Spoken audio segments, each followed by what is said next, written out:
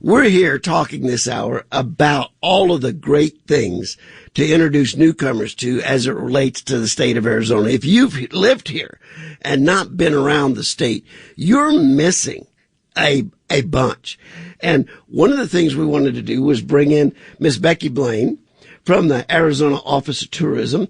Miss Becky, welcome to Rosie on the House. We appreciate you carving out some time on this Saturday morning to visit with us. Absolutely. Good morning. Thanks for having me.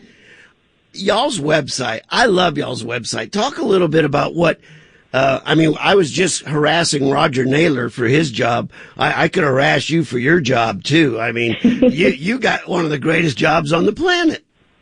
I absolutely do. And so does Roger. I mean, we are very lucky to live in Arizona and just be surrounded by such, natural beauty all the time. It really is breathtaking no matter what part of the state you travel to. But we've put together some great ideas for family travel, especially during this holiday season. If the kids are on break from school and you want to get out of the house and go explore, we've got some great options for everybody. You really do. We were talking about some of the ideas for showing visitors, family visitors, the great aspects of Arizona. Do you have a favorite little few family outing locations?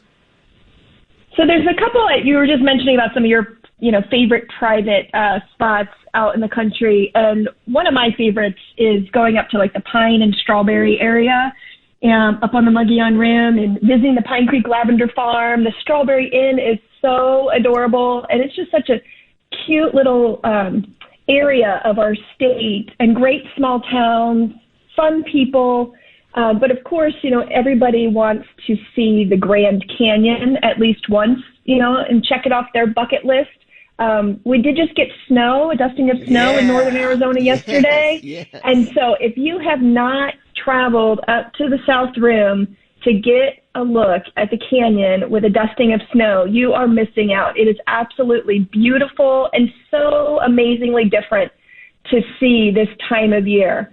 So we highly recommend that. The North Rim is closed for the winter until May 15th, so the South Rim is open. And it's just great. And the kids can do activities. They can become junior rangers. They can earn their certificate and get a badge and be sworn in. It's just a really great program, for the whole family.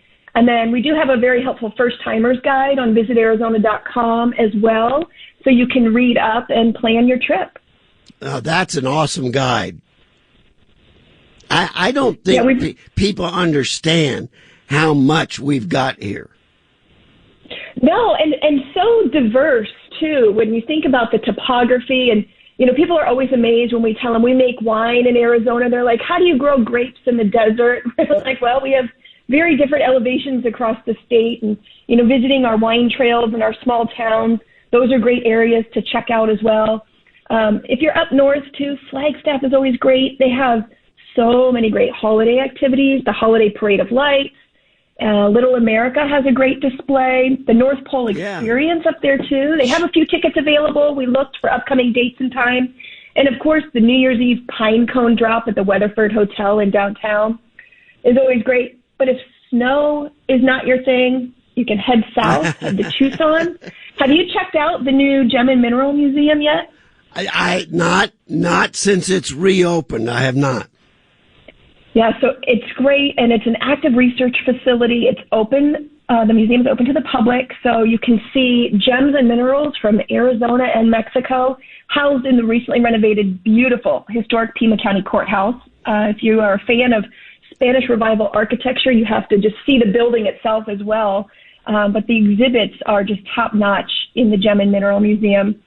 And, of course, too, if you're down in Tucson, families always love the Pima Air and Space Museum.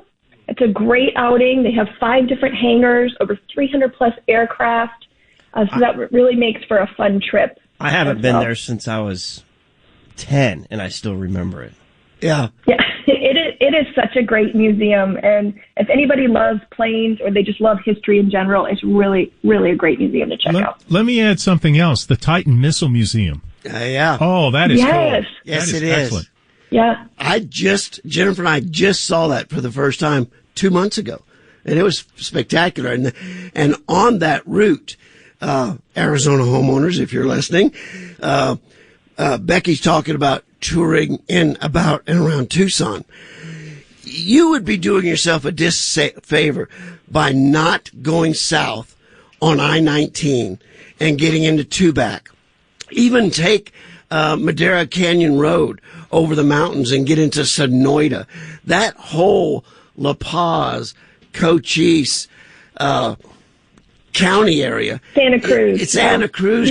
Oh man, it's just some of the prettiest corner of all of Arizona. And talk about big skies and beautiful places to see, explore, hike, good dining, nice lodging.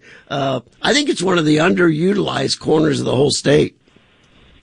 I absolutely agree. It is such a gorgeous area. And Madera Canyon, too, if you love birding, it's a great area for checking out all the different species of birds, hummingbirds especially as well, but great hiking. And as you said, the vistas and the views, it's unbelievable. And it's a part of Arizona that I think people don't realize, is even there. When you look at pictures and things like that, people always say, that's Arizona. It's just beautiful rolling grasslands and hills and surrounded by the mountains. Oh, it's breathtaking. It really is. Miss Becky Blaine from Arizona Office of Tourism. One, I'm extremely envious of your job position. You're doing a fabulous job. We do everything we can to promote travel to the four corners of Arizona. Before you go out looking for something to do somewhere else, look for something in Arizona. It is a fabulous state. I know in your position, you are surprised all the time when I meet homeowners who have been in Arizona 5 years, 8 years, 15 years, and they've never even seen the Grand Canyon. It absolutely blows me away.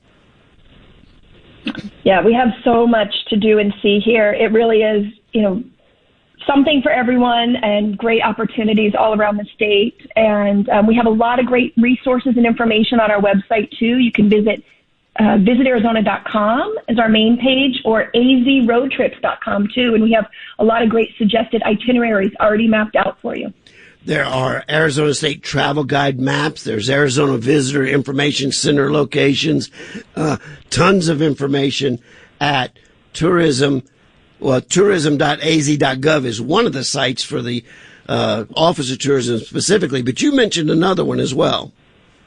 Yeah, visitarizona.com is for the traveling public, and azroadtrips.com, too, has a lot of the great suggested itineraries and driving routes that we've already done the hard part and figured it all out and made the suggested stops for you. Becky, you don't have any inside information on when some of the reservation destinations might be reopening, do you? So we do have a list on our website. If you click on the banner on the homepage, there's a red banner with the COVID-19 updates.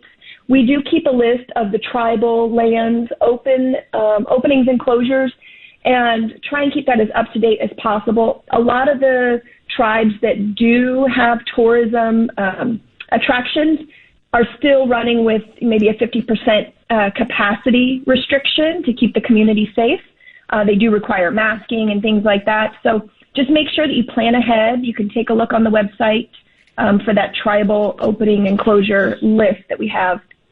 But there are, a lot of great, beautiful scenic spots, and the history and culture is just amazing with our 22 tribal nations. So we encourage everyone to get out and learn more about that history and culture as well. And you don't have to travel to see neat things either. There's a lot of things like the Mystery Castle at South Mountain's opened up again. That had been closed for a little while. If you go to Rails to Trails, it is really expanded from what it started as, where it was just repurposing old train tracks to trails. And you were talking about accessibility, talking about flat, finding old train tracks to walk on. There's a link to the app called Trail Link, and I'm just scrolling through, and I put in Phoenix and Tucson. There's all kinds of maps or trails inside the metropolitan areas. Oh yeah, there are. Maricopa County has a great trail system too, surrounding the whole valley.